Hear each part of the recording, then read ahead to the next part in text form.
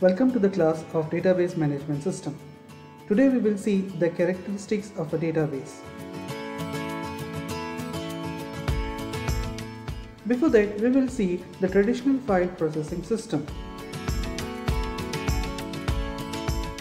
Let's look at an example of a traditional file processing system. We look at the grade reporting office and the accounting office in a university. Both the users are interested in data about students. Each user or each office maintains separate files and programs to manipulate these files, because each user requires some data not available from the other office files. The grade reporting office maintains personal information about students and their grades. It also maintains a program to print students' transcript and enter the new grades. Whereas the accounting office also maintains the personal information about students, and it tracks information about student fees and their payments. Both these offices suffer from inconsistency of data, duplications of data, separation and isolation of data. Now, what does this thing mean? Inconsistency of data is nothing but, for example, if we consider a student phone number.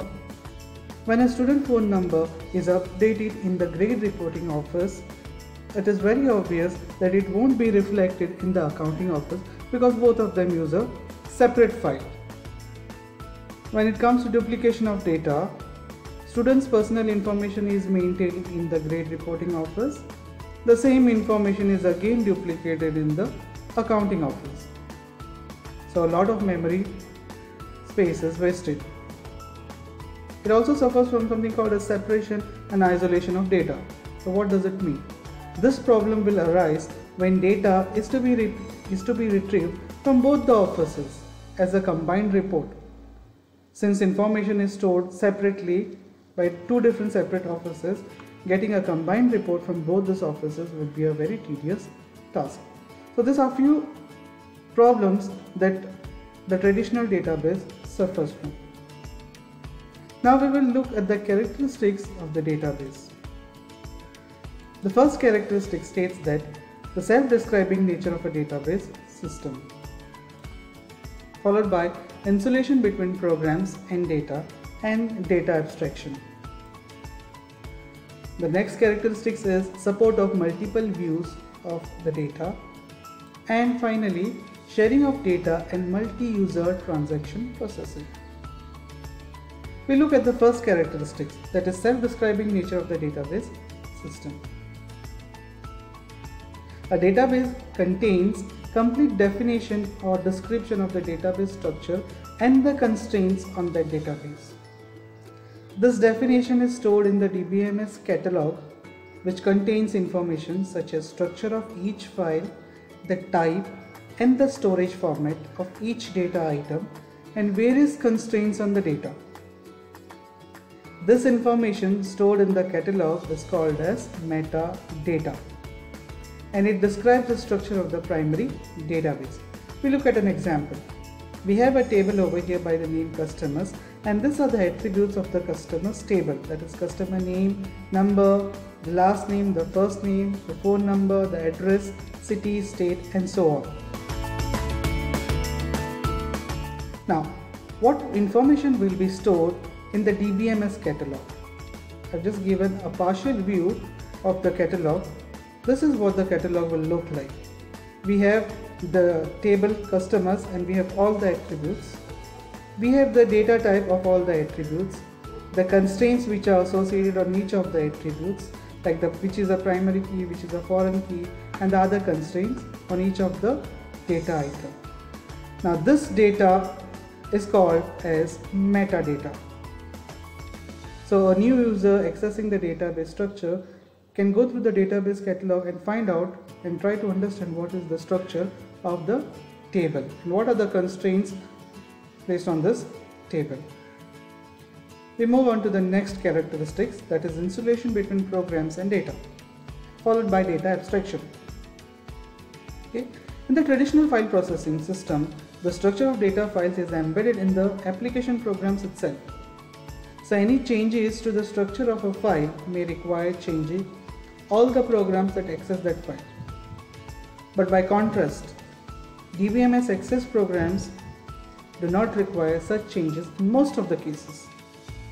The structure of data file is stored in the DBMS catalog separately from the access programs, and this property is called as the program data independence. Have a look at an example. I'm considering the same table over here once again. Let's assume that I want to add a new attribute to this table. So when I want to add a new attribute to this table, I need not make any much changes to the access program. I can directly add the attribute over here to the table with a minimal change to the program. For example, if I add the date of birth, that can be done very easily. So this is called as program data independence.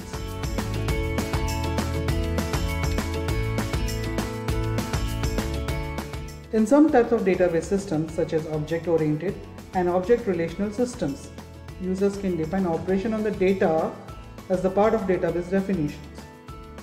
User application programs can operate on the data by invoking these operations through their name and arguments, regardless of how the operations are implemented. So operation is specified in two parts, with the interface and the implementation. When we say interface, it is nothing but the interface of an operation includes the operation name and the data type of its arguments, so basically the parameters. When we talk about the implementation, it is nothing but the operation that is specified separately and can be changed without affecting the interface. So this may be termed as program operation independence. So right now we require to know what is data abstraction. So we have gone through what is program data independence and program operation independence. So basically when we use the term data abstraction, it is the characteristics that allows program data independence and program operation independence, which is together called as the data abstraction. We move on to a new term which is called as conceptual representation. So what do you mean by conceptual representation? The database management system provides user with conceptual representation of data that does not include many of the details of how the data is stored or how the operations are implemented. Here is an example of a toy model of a Tesla car. So when I say toy model, it will just give you how the car will look like, what would be the interiors, okay, but it will not give you any details of the actual implementation. All those details will be hidden from the user. This is called as a conceptual representation. The next term, data model. What is a data model? A data model gives us an idea about how the final system will look like after its complete implementation. It defines the data element and the relationship between the data elements. Data models are used to show how data is stored, connected, accessed, and updated in the database management system. The figure over here is called as an ER model or an entity relationship model. If we want to depict or if we want to design a model with respect to a college wherein there are teachers and departments, so we identify what are the entities in this case. So we identify that the entities are teacher and department. The attributes of the teachers will be the teacher name, teacher ID, the mobile number of the teacher, the age or date of birth, the salary earned by the teacher. Whereas coming to the department entity, the department will have department ID, department name, and maybe many more, but a few are listed over here. So obviously what is the relation between the teacher entity and the department entity? So the teacher works for the department. So this representation with the help of a data model is termed as an entity relationship model. We move on to the next characteristic. support of multiple views of the data. We again take an example over here. We take an example of a business bank. So business bank is having many stakeholders. So one of the stakeholder is the customer registered with the bank and the bank itself. The registered customer and the bank are accessing the same database, but both, when they log into their accounts, get a different view of the database.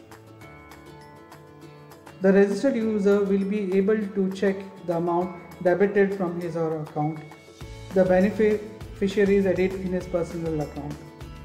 Whereas with respect to the bank will be able to observe the total profit made by the bank, the transaction status of each and every customer, details of each and every branch. So very obvious, the view that is visible to the bank is not visible to the customer. So the same database but different views of the database. We move to the last characteristics of the database, that is sharing of data and multi-user transaction association. What does this mean? A multi-user DBMS, as its name implies, must allow multiple users to access the database at the same time. This is essential if data for multiple applications is to be integrated and maintained in a single database. The database must include concurrency control software to ensure that several users trying to update the same data will be able to do in a controlled manner so that the result of the update is correct. We'll look at an example over here. We have the Make My Trip server and there are various users trying to access this particular server of MakeMyTrip.com. So all these users want to book a ticket from Goa to Mumbai on 1st Jan 2021. Okay, so you should make sure that none of these users book the same ticket. Okay, so Jennifer, John, Susan and Sienna, if they are trying to access the same ticket, they may be allowed but they may be not allowed to book the same ticket. So there should be some kind of a concurrency which is provided by the database system.